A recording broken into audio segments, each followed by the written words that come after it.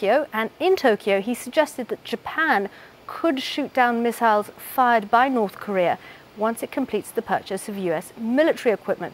Let's talk to the Professor of Political Science, Peter Mathews. He's in Long Beach in California. Professor, thanks a lot for joining us this morning. Good morning to you. We're going into day 3 of President Trump's trip. He's left Japan, as I've said. We're looking at Air Force One in South Korea.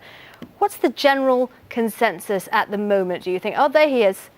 President Trump is walking out of Air Force One and down the stairs with Melania, the First Lady. So, Peter Mathews, what do you think? Was his Japanese leg a success? Well, I suppose the fact that Japan is probably the closest of all of the places he's going to the closest ally of the United States and to Trump himself, that Prime Minister Shinzo Abe gets along very well with him and takes a very hard line against North Korea, as Trump does. In that sense, I guess it was a success. There wasn't too much friction there. Although President Trump made a very strange comment that Japan is behind the United States as an economy. The United States is number one, Japan is after that, number two, and we hope to keep it that way, he said, something like that. I'm paraphrasing him. That was kind of an off-the-cuff remark that I think could cause a lot of consternation there behind the scenes. But still, overall, I think that he did okay in Japan compared to what he could have done.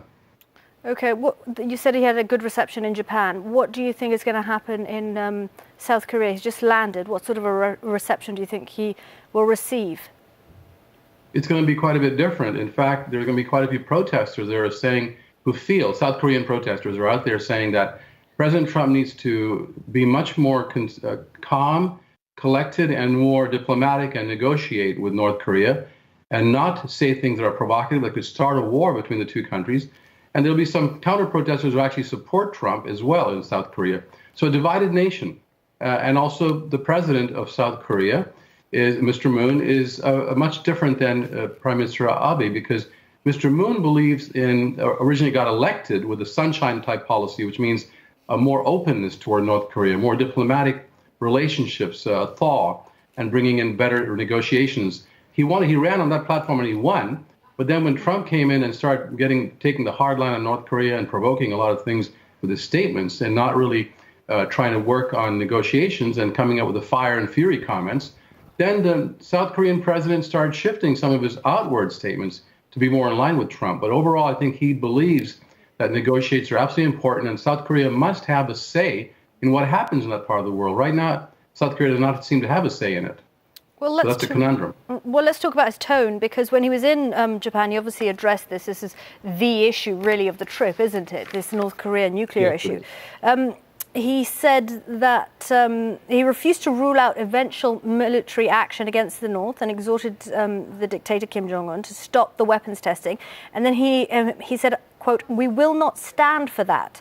The era of strategic patience is over. Some people say my rhetoric is very strong, but look what has happened with very weak rhetoric in the last 25 years. So it doesn't sound like he's toning it down, does it? It doesn't. I think he's completely misreading the situation.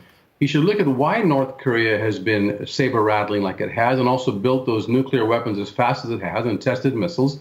It has a lot to do with the Axis of Evil speech by President Bush years ago, when Bush withdrew us, the United States, from the agreed framework that President Clinton had in place for over 8 years, and which they were negotiating with North Korea to provide fuel for North Korea, provide light water nuclear reactors in exchange for North Korea shutting down its heavy water reactors that produce bombs. And the United Nations inspectors were allowed to come in. Those negotiations were working with North Korea under President Clinton. President Bush came in and basically said that North Korea is cheating and we're going to pull out of it, and didn't really want to negotiate anything. And then Trump comes along, and between Bush and Trump was President Obama, who used the strategic patience idea, which sounds like a passive policy. The real problem that Trump is not understanding is that North Korea wants a peace treaty with the United States and wants to be recognized as an independent nation that won't be invaded by South Korea or the United States. And the U.S. has refused to give that assurance or to sign that treaty. The United Nations should really work on that.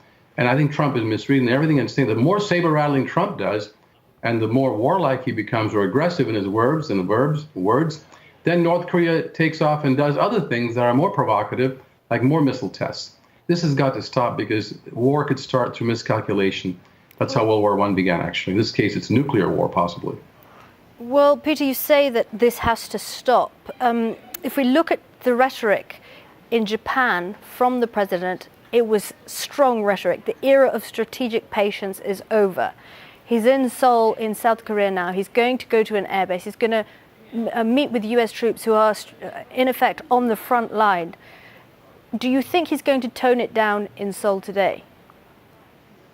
With President Trump, it's so unpredictable. For example, during all this strong rhetoric, he came out and said that he would certainly be open to meeting with Kim Jong-un, the leader of North Korea. He said, I'd be open to meeting with him, maybe not right now, but it's good to sit down and talk to someone who's your opponent or enemy. We have to talk. He said that. At the same time, he's out there saber rattling and doing exactly what you just described, which seems to create more of a belligerent stance. So it's hard to say what he'll do in South Korea, but more than likely he'll still stay belligerent.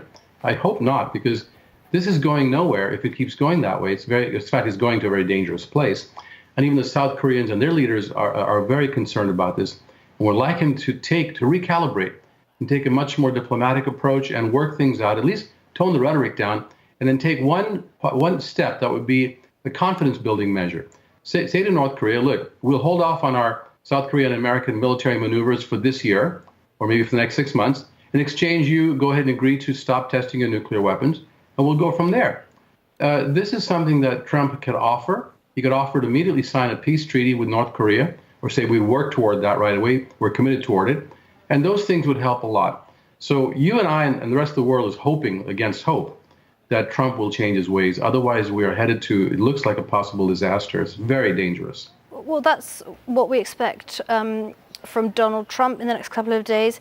What do you think Kim Jong-un is going to do now that the president has landed in South Korea? What do you think his reaction is going to be to this trip? He's going to be watching very carefully what Donald Trump's moves will be and what the South Korean military, along with the U.S. military, will do. And he's going to be reacting or making very statements that are very strong also in the opposite direction. He might even be considering doing a test of a missile or something to show, while President Trump is there, that he's not going to be, invaded and taken over. He's not going to have a regime change put on him like the United States did in Iraq and also helped to do in Libya. So that's what he's concerned about, and you can never tell how he's going to react. That's why this makes this whole thing a powder keg. It's a very dangerous situation. I just hope we can get it under control. Peter, do we have any idea why he's not going to the DMZ, why he's not going to that demilitarized zone between the North and the South? I think that the cooler heads probably prevailed, including his advisors, that told him that this would just be a complete provocative action, given his rhetoric and given the heightened situation between the North Koreans and the United States, that we're on the edge, the precipice. And so if he went there, it would be too provocative. And I'm glad that he prevailed, that the cooler heads prevailed and got him, I think, probably convinced him not to do it this time. But that doesn't mean we're off the hook yet. Okay, Professor Peter Mathews, thanks for talking to us this morning.